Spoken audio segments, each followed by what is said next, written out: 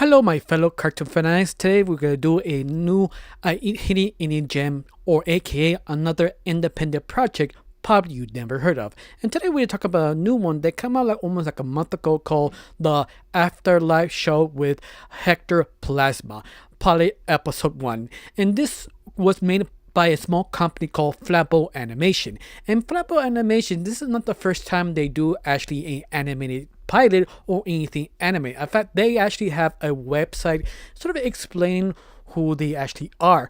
In other words, what they sort of statement they put on their websites, they are basically a animated team who want to do something creative, fun, and interesting.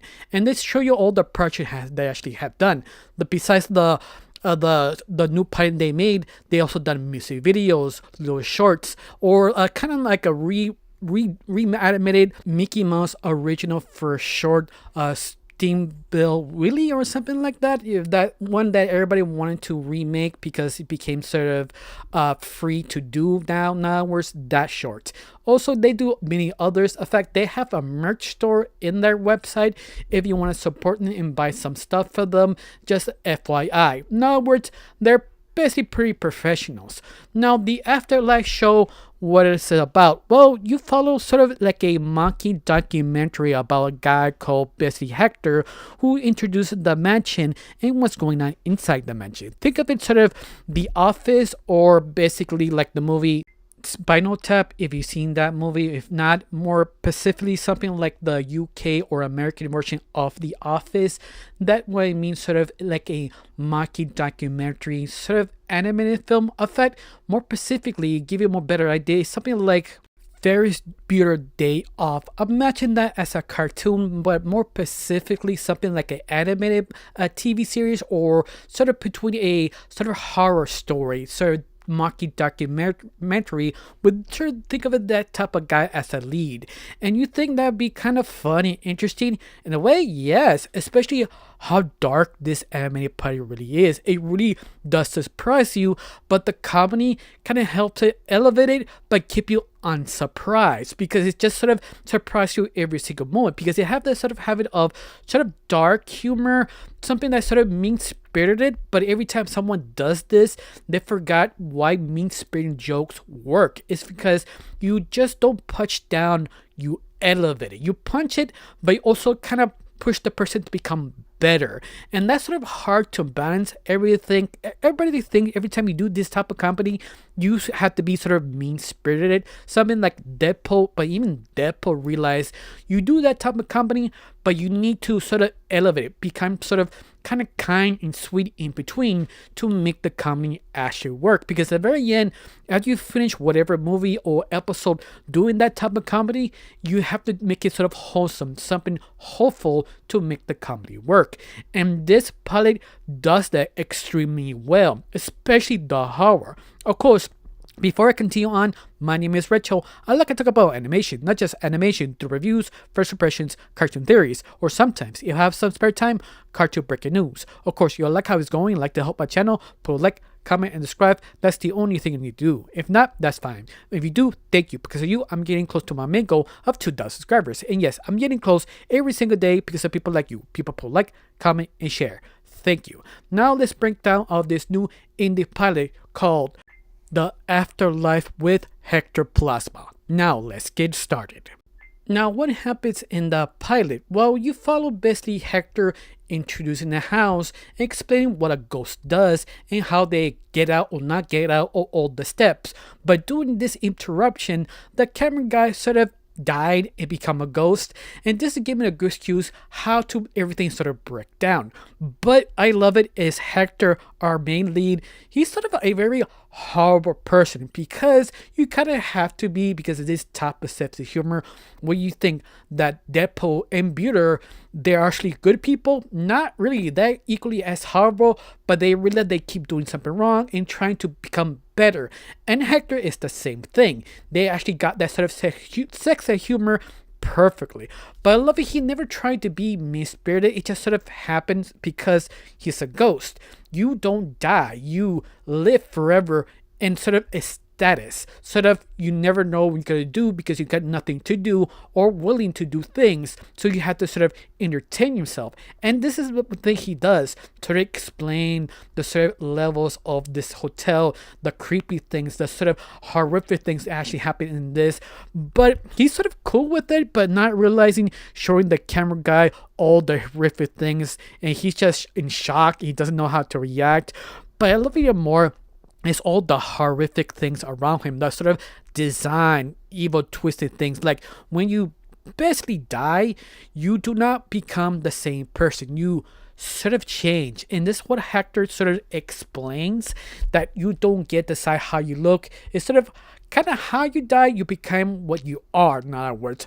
And some of the horrific things of every single ghost happen to him is super hilarious and creative, because you're just wondering what happened to that person and what he looks like. They're just very weird designs after you passed away. It's something that is super creative and fun, because you want to stop every single moment and just to look at the design, like wondering how this person became this. And Hector explained he doesn't know, it just sort of happens.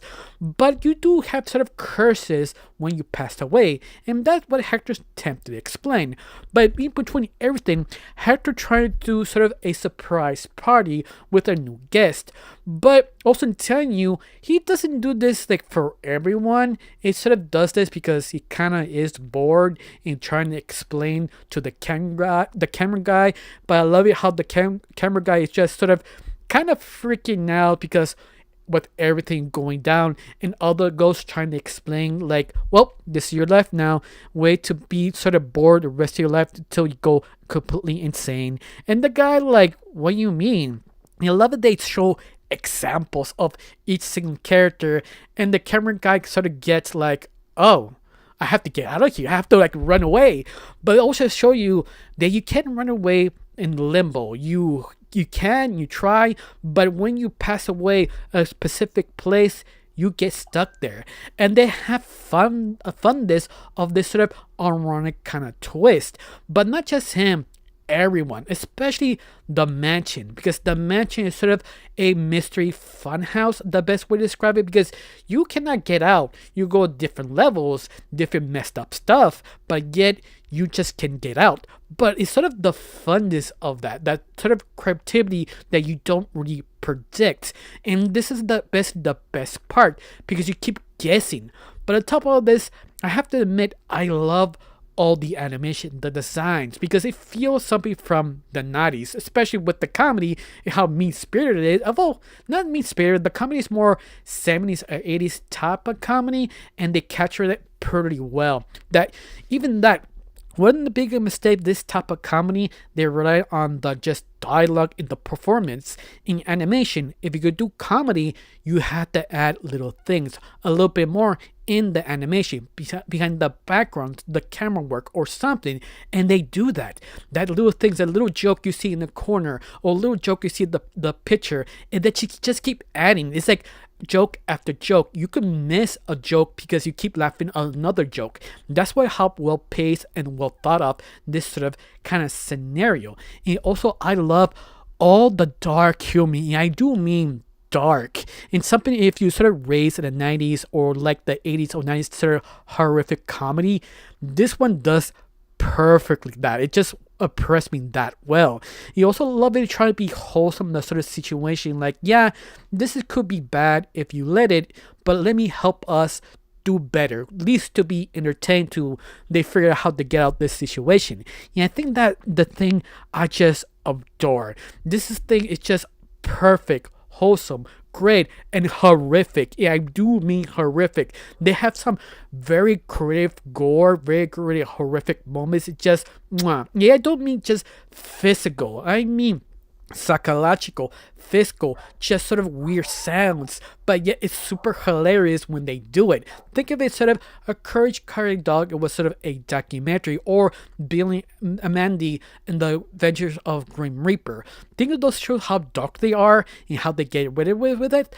The same type of comedy or kind of horror does with this sort of indie pilot. It just loves it. It just endears it. I hope this pilot get so popular and they buy their merch, they can actually make another episode. Or maybe if we're lucky, they get picked up by another network, at least to give us a sort of 1 or 2 season series, because this one's sort of supposed to be sort of a anthology now, where it's at least that's trying to explain they have multiple stories of this sort of maybe house, because the very end they tell you, oh, something evil behind the scenes who making all this, but it's sort of a parody. But once again, it's just sort of maybe introducing new characters every single day, or exploring other characters, what actually happened to them. This one, I mean, sort of like an anthology, something to see what happened to them and explain how they became this and now they accept it, almost like an ironic way.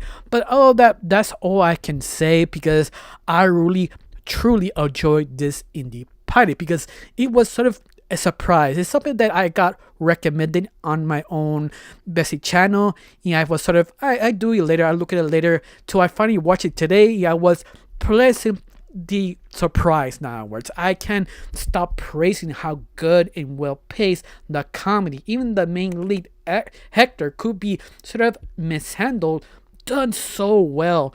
I love the animation, it was so good. It's something that I cannot complain about nothing. In fact, how you felt about the pilot? You think it's something off about it or something nitpicky? Tell me down below, let me know. If not, that's fine, tell me why you like it. Now, before I forget, always support your own indie project and support this one. If you like it, just tweet about it, comment, and put a like on their own channel, and tweet about it on Twitter, because the more people know, the more people have the chance to watch it and support it. If you want to support it, just go to their own website, buy a merch, or I think they have a Patreon. I don't think they do, but never mind. But just support it however you can. Even that you don't have money, just talk about it on Twitter and animation, and people will support it. Just talking about gives so much support to their own channel. Just remember, vote for your wallet to show Hollywood what you want to watch, not they think when you watch. Now, I got nothing else to say, just thank you for watching. Don't forget to subscribe and have a wonderful day. Bye.